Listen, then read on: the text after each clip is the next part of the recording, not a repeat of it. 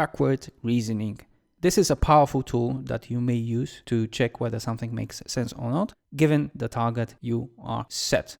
This sort of techniques you will especially find very useful when it comes to new ventures, startups, when you have little data and you have to work on assumption. This is also a way to check fast with little data whether what you are trying to get is achievable and whether the things you are planning are consistent. So imagine that you were supposed to say how much you have to spend to create a company that has revenue of $100. For this, we're gonna use the so-called backward reasoning, and let's see how we do it step by step. As said, you have to generate $100 million of revenues. This means that assuming, obviously, average revenue per customer of 5K, you have to get 20,000 customers. Next, let's see how many leads it means that we have to have in order to generate this number of customers. If we assume the conversion, so how many leads convert to customers of 10%, this would suggest that we have to have 200,000 of leads.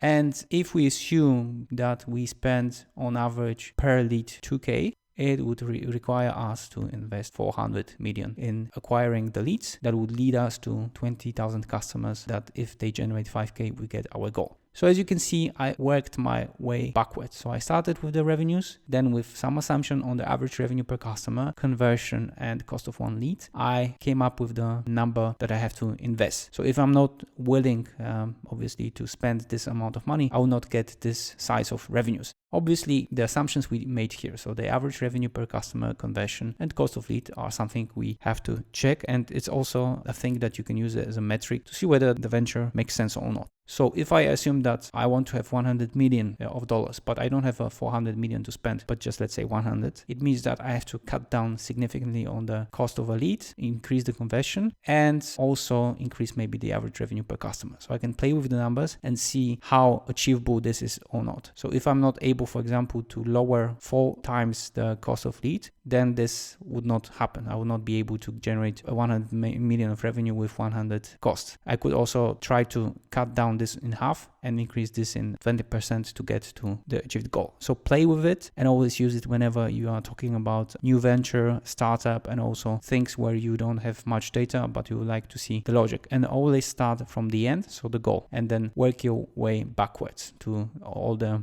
drivers that you will need to estimate further.